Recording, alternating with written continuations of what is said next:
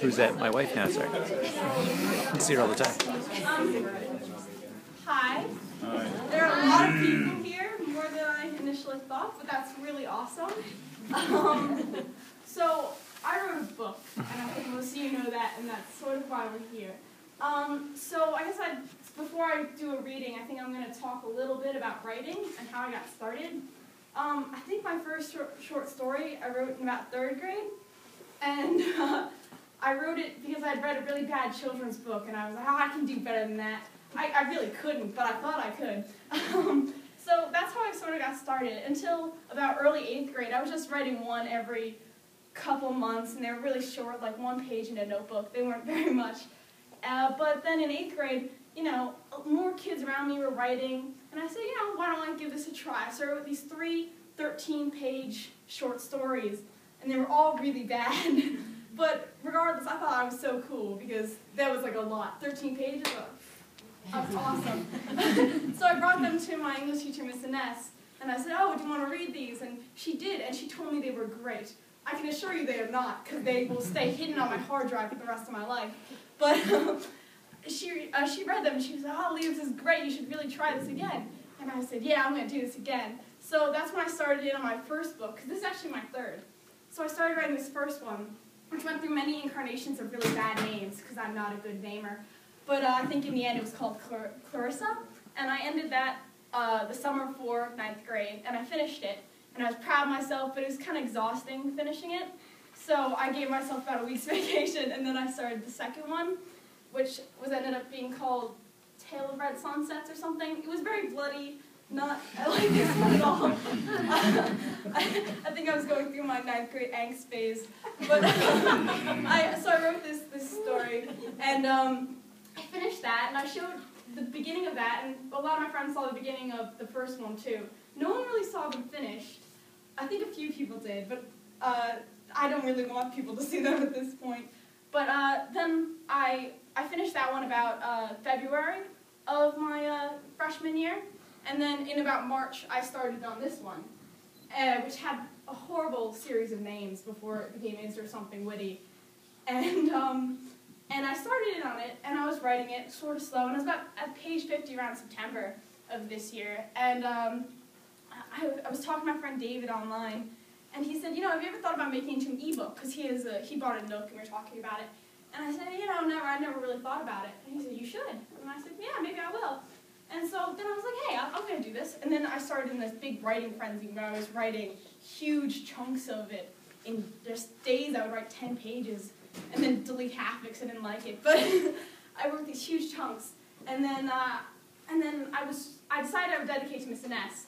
And I didn't want to give her a link to an ebook or just give her this big printout of a chunky manuscript. So I was just looking for a way to bind it when I found CreateSpace, which is a self-publishing website. And when I found them, I thought, you know, I can also print out a copy for myself. This is awesome. And then I thought, oh, I'll print out a copy for Bushman because he edited it, and a copy for my grandparents, and you know, maybe a copy for a couple of my friends, since they're always nice. And then it was getting longer and longer, people I didn't want to give a copy to. So then I decided, you know, why don't I just publish it as a self-trade paperback? So I did. And so I finished the manuscript around December. Then Bushkin finished editing it, which I feel bad for him because he really bit the bullet and edited it when it was not good. There was a lot of bad English mistakes that he fixed. And then I sent it away to a professional editor, and then I got this 10 pages of really harsh review telling me, oh, this is horrible. Like, how did you write this? This is just bad English. Oh, this is stupid. What a dumb plot hole. But, and then at the end, they're, oh, I really liked it. It was pretty good. I kind of wish they started out with that, because my ego was just destroyed for 10 pages, and then the 10th page, there's, oh, it's pretty good. You should definitely publish it. Well, regardless, then I wrote another 2 chapters in about a week, because I needed to fix a lot of stuff. And then my mom had to go through and add commas, because I had no idea about punctuating dialogue, apparently. And then it was finished. And it was an ebook, and then it became a trade paperback, and then people started buying it, which is really kind of crazy cool for me. Because no one reads my stuff. Weird people on the internet read my stuff, not actual people who I know.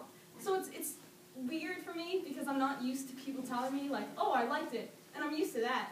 But people giving me specifics, and it sort of weirds me out because writing has always been that sort of entrance into my mind. Like, you can see how I think, how I view things. And it's sort of like everyone's finally seeing what I've been seeing in the world, which is really interesting. So, before I stop talking your ear off, and I'll be reading. So, I didn't want to do the first chapter, because it's sort of complicated reasons why, but I didn't really want to do the first chapter. So I'm doing about halfway through the second chapter, but you don't really need to know much foreknowledge for it. I nervously nibbled on the end of my pen, staring at Jason's back, deep in pensive thought.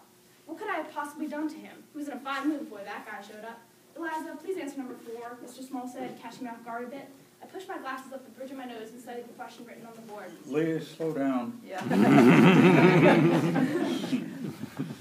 15 Radical 3, I said in my mousy voice. Speak up, I can't hear you, the old teacher told me, making some kids in the class giggle and others pity me. Both reactions were unwanted. My eyes flashed the back of Jason's head. Was he so annoyed by my chance encounter with that guy that he wouldn't bail me out? I paused for a moment before repeating myself, a touch louder. Thank you, Eliza. Please remember to be a bit louder next time, Mr. Small said, making the class snicker again. I blushed a bright red and picked up my notebook in a vain attempt to hide it. The rest of the class went without incident, mostly consisting of me hiding behind my ragged spiral, not wanting to be called on as I glared at Jason. When the bell's shrill rang marked the end of the period, I swiftly got up from my seat and walked over to the door, hoping to catch Jason and ask him what was wrong. Unfortunately, due to his long legs and seat close to the door, he beat me to it and raced out before me. I could have run after him and demanded to know what his problem was. After all, we hardly ever fought, but he knew me far too well. My friend knew I'd be too scared to cause a scene by running after him.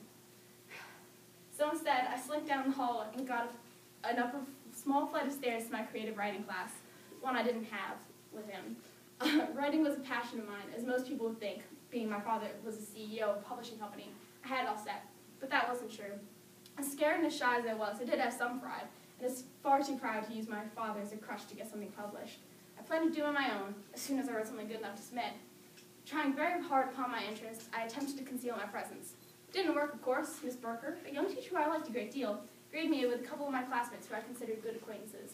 Good morning, I responded timidly, and they all smiled kindly at me, except for a girl named Nicole, who just rolled her eyes. Class began as it always did on Fridays, with the 8 of us reading short stories we had written in response to the weekly prompt. This week was Ferris Wheel, and I was really excited to hear what the others had thought up. We each had our own different style and genre, of course, therefore we had a different approach to the prompt. I, in keeping my strange, trashy romance obsession, wrote romantic words, though much more classy than ones I read. For Ferris Wheel, I'd written something what I believed to be a sweet yet slightly cheesy story about unknowingly requited love, the most common love there is, well, according to modern literature.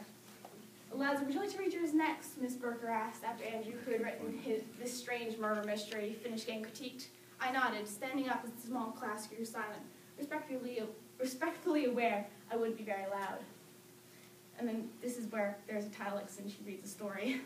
We have to go on this one next, Anna cheered, looking back at me excitedly. I nodded, smiling at her childlike attempt that made her a childlike attitude that made her irresistibly cute.